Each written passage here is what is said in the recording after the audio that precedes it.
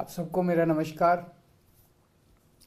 पिछले कुछ दिनों से जिस तरह से जनता को फ्री में मिलने वाली सुविधाओं का विरोध किया जा रहा है, जिस ज़बरदस्त तरीके से विरोध किया जा रहा है, कहा जा रहा है कि अगर सरकारें जनता को फ्री में सुविधाएं देगी तो सरकारें कंगाल हो जाएंगी, देश के लिए बहुत आफत पैदा हो जाएगी, इन सारी फ्री की सुविधाओं को बंद किया जाए।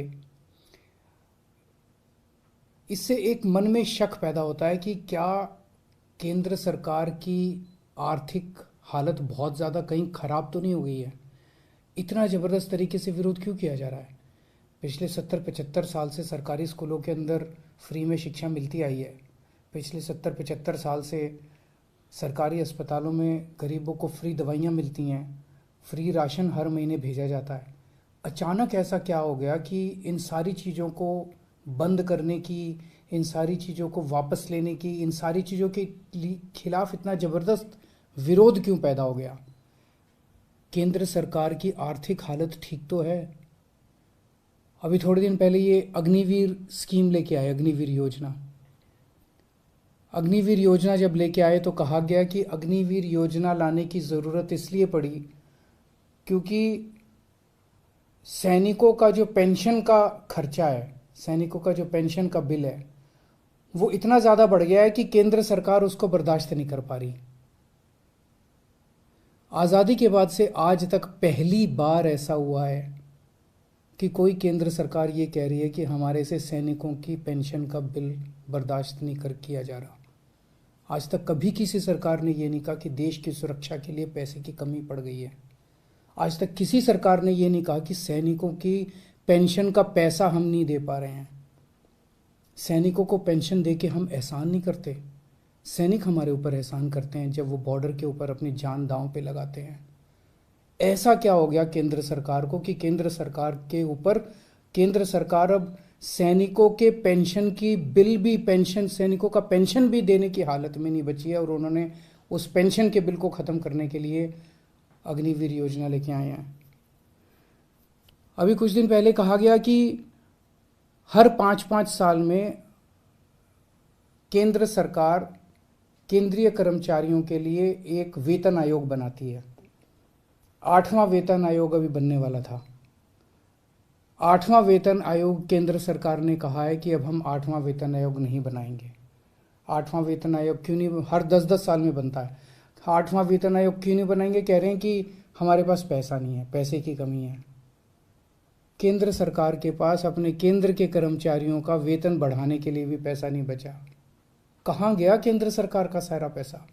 ऐसा केंद्र सरकार की इतनी बुरी क्या हालत हो गई है कि केंद्र सरकार के पास अपने अपने कर्मचारियों को जो हर बार बढ़ाया जाता था, वेतन आयोग बिठाया जाता था, वो भी नहीं बिठा रहे। मनरेगा, देश के गरीब से गरीब आदमी जिसके घर में कुछ भी नहीं होता, उस व्यक्ति को सरकार साल में 100 दिन की दिहाड़ी का पैसा देती है। 100 दिन का काम देती है और फिर 100 दिन का पैसा देती है दिहाड़ी के हिसाब से। केंद्र सरकार कह रही है हमारे पास वो पैसा भी नहीं है देने के लिए।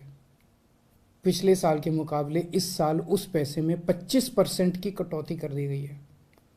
देश के सबसे गरीब, सबसे मजदूर आदमी, किसान मजदूर, रिमोट इलाकों में जो देश में रहते हैं, गांव में रहते हैं, वो लोग दिहाड़ी के हिसाब से साल में 100 दिन की दिहाड़ी करते थे और सरकार उनको गड्ढे खोदने का काम करते थे, कहीं कुछ सड़क बनाने का काम करते थे, उनको सरकार 100 दिन की दिहाड़ी दिया करती थी। उसमें भी कटौती कर दी गई है। सरकार कह रही है पैसा नहीं है। केंद्र सरकार जितना टैक्स इकट्ठा करती है देश भर से, उसमें से एक हिस्सा राज्यों को देती है। अभी तक ये था कि 42% उस टैक्स का हिस्सा राज्यों को देना होता था। पिछले कुछ वर्षों में ये भी घटा के 29-30% कर दिया गया है। राज्यों को जो पैसा केंद्र सरकार देती है उसकी भी कमी कर दी गई है। कह रहे हैं पैसा नहीं है। आखिर गया कहाँ केंद्र सरकार का सारा पैसा। 2014 में जितना टैक्स इकट्ठा करती थी केंद्र सरकार, उससे तो दुगना तिगुना टैक्स इकट्ठा हो रहा है आज की डेट में। ये सारा पैसा जा कहाँ रहा है? आज़ादी के बाद से आज तक, अब 75 साल मना रहे हैं हम आज़ादी के, पहली बार एक गरीब आदमी की गेहूं और चावल के ऊपर टैक्स लगाया गया, खाने पीने की चीज़ों पे टैक्स लगाया गया है। कभी नहीं लगाया, किसी सरकार ने नहीं लगाया। सबसे क्रूर चीज है ये। एक बिल्कुल गरीब आदमी, एक भिखारी जिसका कुछ नहीं होता, वो भी मार्केट से जब गेहूं और चावल अब खरीद के लाएगा, उसको उस पर टैक्स देना पड़ेगा। किसी सरकार ने इतना क्रूर कदम नहीं उठाया था। गेहूं पे टैक्स लगा दिया, चावल पे टैक्स लगा दिया, गुड़ के ऊपर टैक्स लगा दिया, शहद पे टैक्स लगा दिया, छाछ पे टैक्स लगा दिया, लस्सी पे टैक्स लगा दिया, दही पे टैक्स लगा दिया, पनीर पे टैक्स लगा दिया। क्या जरूरत पड़ गई? क्या ऐसी क्या हालत हो गई केंद्र सरकार की कि गरीब से गरीब आदमी की खाने के ऊपर टैक्स लगाने की नौबत आ गई, जो आज तक 75 साल में कभी नहीं हुआ था।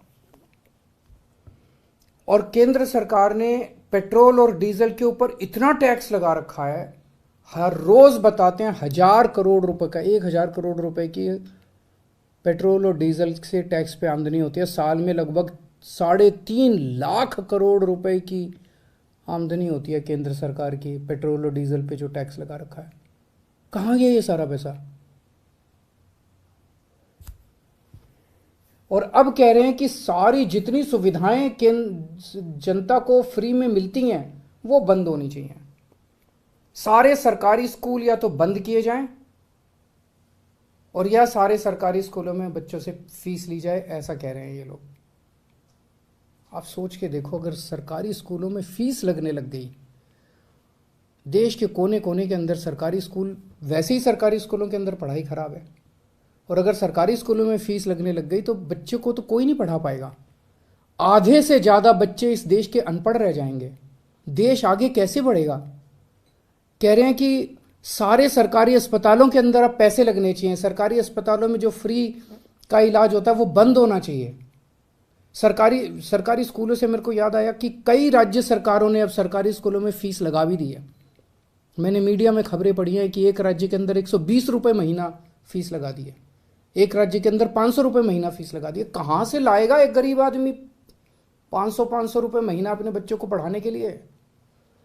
अब ये सारे देश के अंदर सरकारी अस्पतालों के अंदर कह रहे हैं कि सरकारी अस्पतालों में बिना पैसे दिए इलाज नहीं होगा। गरीब आदमी के पास इलाज कराने के पैसे नहीं है, वो कहां से लाएगा पैसे इलाज कराने के लिए? और जिसके पास पैसे नहीं है उसका इलाज नहीं होगा। मर जाएंगे गरीब लोग इस देश के। और अब ये कह रहे हैं कि इलाज, राशन भी, फ्री का राशन भी बंद होगा। फ्री नहीं होना चाहिए, फ्री का राशन भी बंद कर देना चाहिए।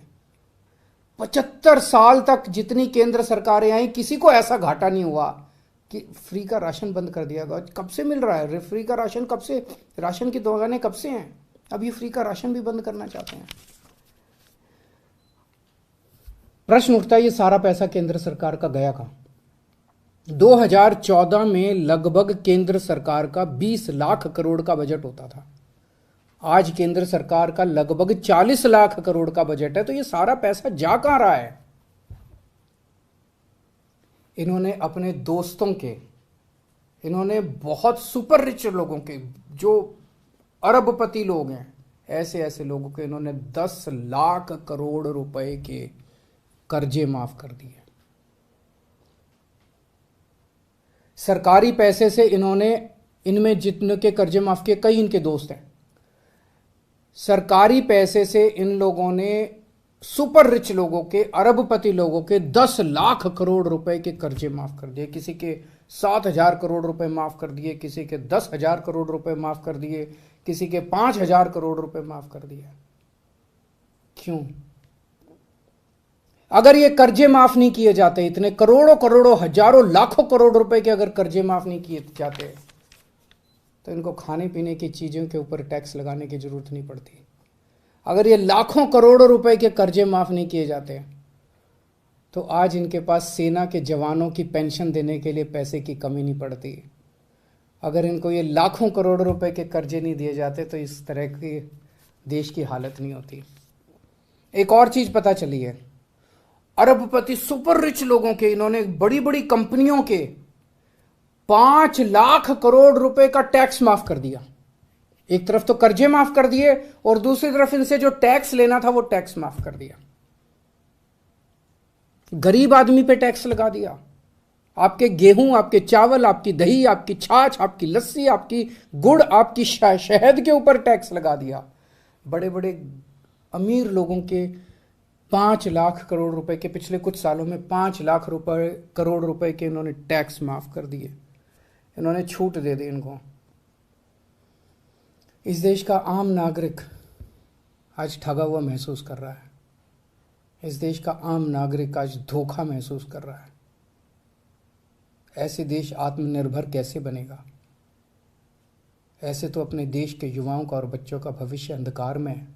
अगर ये देश कुछ चंद लोगों के लिए चलेगा, अगर सारा सरकारी पैसा कुछ चंद लोगों पे उड़ाया जाएगा, तो देश आगे कैसे बढ़ेगा? नमस्कार।